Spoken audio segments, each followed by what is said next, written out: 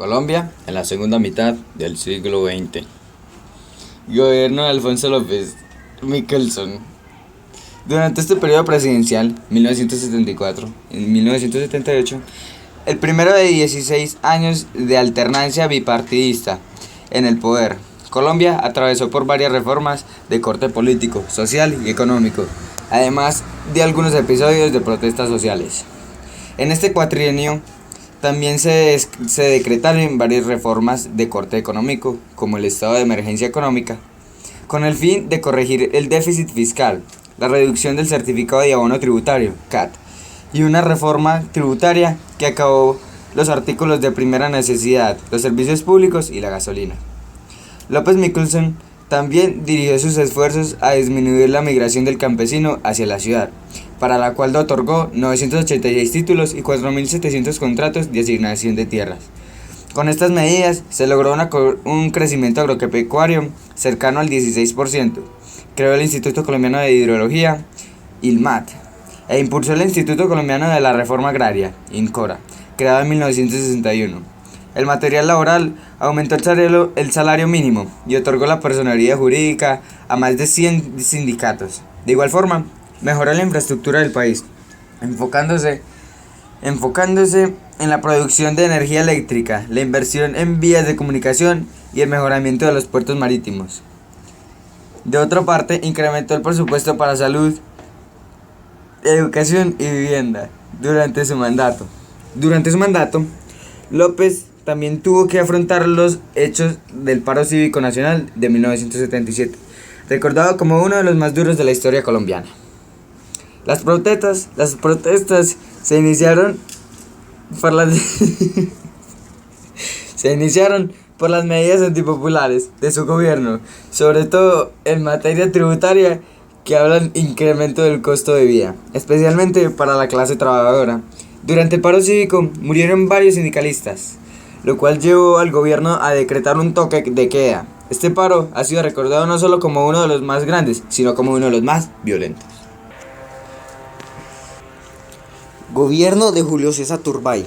En su administración 1978 y 1982 se convenció el Plan de Integración Nacional, PIN, que buscó la descentralización económica y el mejoramiento de las condiciones sociales a la población, tal como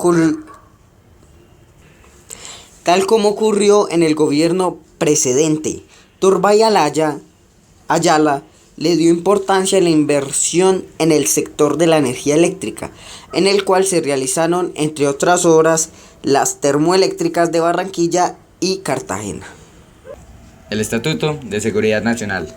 Durante este cuatrienio, y en medio de contextos de violencia creciente proveniente de la guerra contra el narcotráfico y de los problemas de orden público generados por el paro cívico de 1977, el gobierno de Turbay Ayala decretó un estado de seguridad nacional que fue objeto de severas críticas tanto al interior como fuera del país a causa de las estrictas medidas tomadas para el control del orden público. Toma de la Embajada de la República Dominicana. El 27 de febrero de 1980, la guerrilla del M-19 se tomó la Embajada de la República Dominicana con el fin de presionar al gobierno que dejara en libertad a cerca de 300 guerrilleros que habían sido capturados como presos políticos en medio de la violencia reciente.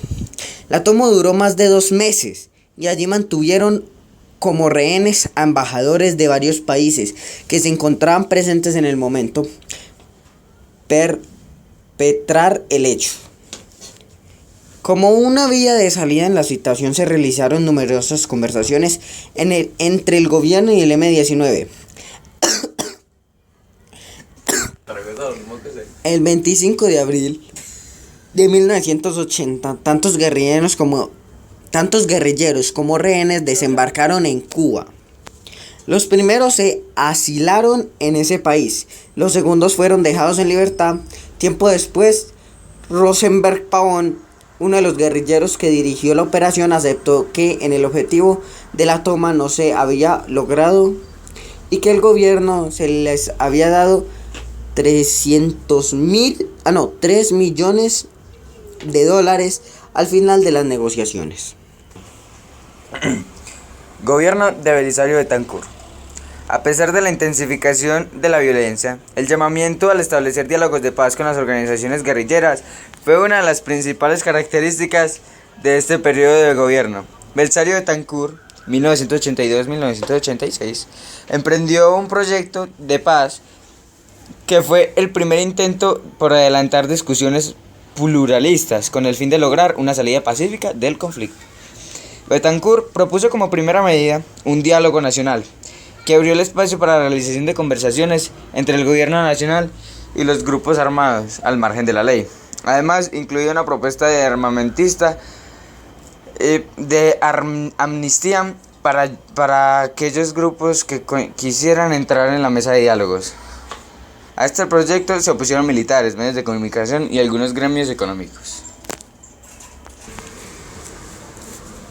Toma del Palacio de Justicia.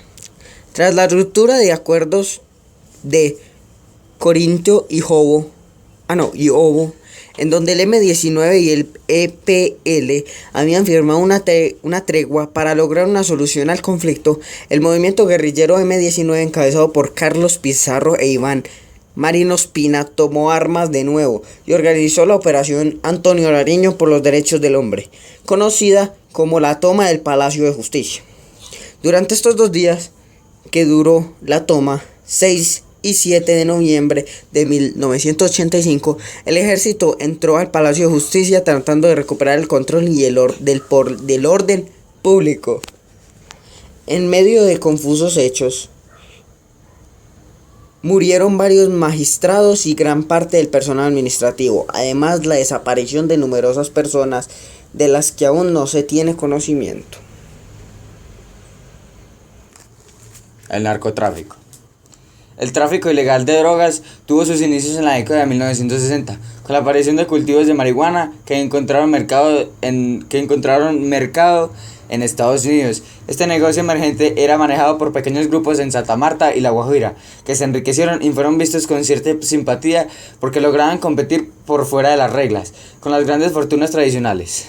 En un principio, la violencia que generó este tráfico se percibía como aislada y reducida a quienes estaban dentro del negocio, pero hacia 1980, con la intensificación y extensión de ese tráfico, la violencia fue difundiéndose por todo el país y entretejiéndose por las primeras etapas del comercio de la cocaína. Entre 1974, último año del Frente Nacional, y 1980 se conformaron grupos de traficantes de drogas en Colombia. Hacían parte del cartel de Medellín Pablo Escobar, los hermanos Ochoa, Gonzalo Rodríguez Gacha y Carlos Leder, y del de Cali, los hermanos Rodríguez Orejuela. También existían otros grupos en la costa y en los llanos orientales. Lucha contra el narcotráfico. En la década de 1980, la lucha contra el narcotráfico empezó a ser uno de los principales temas de agenda presidenciales tras el asesinato del ministro de Justicia Rodrigo Lara Bonilla, quien había encabezado la lucha por el desmantelamiento de los laboratorios de cocaína. Una de las primeras medidas fue la firma del tratado de extradición con el EU, Estados Unidos. El mundo en la segunda mitad del siglo XX. La economía internacional desde 1950. La reconstrucción de Europa, finalizada en la Segunda Guerra Mundial, impulsó el crecimiento económico de una manera inédita. Estados Unidos se consolidó entonces como la gran potencia mundial capitalista, gracias a su capacidad industrial, técnica y financiera para reconstruir el viejo continente. El Plan Marshall estrechó la colaboración comercial entre las naciones aliadas, promoviendo el empleo y con este el crecimiento económico y el escaso poder adquisitivo de los europeos. La crisis económica mundial del 73. La economía mundial se detuvo abruptamente en 1973 debido a que los cuantiosos gastos que le significaban a Estados Unidos intervenir militar y financieramente en diferentes conflictos nacionales o regionales produjeron un déficit en la economía nacional. La medida adoptada por Washington fue desvincular el dólar de la convertibilidad en oro, ocasionando la inestabilidad en el sistema monetario internacional. La caída del bloque socialista. El desarrollo económico de la Unión Soviética y la implantación de su modelo en el resto de Europa Oriental generó la necesidad de crear una organización de cooperación económica, de modo que en 1949 se creó el Consejo de Ayuda Mutua Económica o CAME, el cual consolidó en un mercado regional en torno al socialismo y a las disposiciones directas desde Moscú. Sin embargo, las disputas internas de asuntos ideológicos y económicos, la lucha incesante de algunos líderes por buscar alternativas socialistas propias, el descontento general de la población del centro y oriente de Europa y sobre todo el desgaste de un modelo económico rígido, hizo colapsar el sistema comunista en Europa y se puso fin a la Guerra Fría. La caída del muro de Berlín y el fin del bloque socialista. Sin duda, la perestroika jugó un papel definitivo en el colapso de Europa socialista. La presión y las experiencias reformistas previas y fallidas adelantadas en Polonia, Checoslovaquia, Hungría y Rumania tomaron forma con la decisión de Gorbachov de no intervenir en las decisiones internas de las democracias populares. La tensión generada por el desgaste del sistema comunista y la inminente necesidad de la reunificación alemana obligó al gobierno de Alemania socialista a ceder ante las presiones de los ciudadanos que exigían la apertura de las fronteras con Alemania Occidental. El 9 de noviembre de 1989, miles de alemanes aglomerados en parte oriental del muro atravesaron las fronteras, poniendo fin al bloque socialista y dando inicio a la reunificación alemana que se concretó en 1990. La integración de la economía europea. El final de la Guerra Fría y el derrumbe del modelo económico socialista en el oriente de Europa fue el punto de partida para la integración monetaria definitiva del continente. Pero previamente, desde el final de la Segunda Guerra Mundial, los países de Europa Occidental, con el apoyo de Estados Unidos, a través del Plan Marshall, habían echado a andar su recuperación económica. Creación de organismos económicos internacionales. En 1944, en la localidad de Bretton Woods, New Hampshire, Estados Unidos, se celebró una conferencia monetaria, considerada como la primera dedicada exclusivamente a los asuntos de la economía mundial. Los asistentes manifestaron su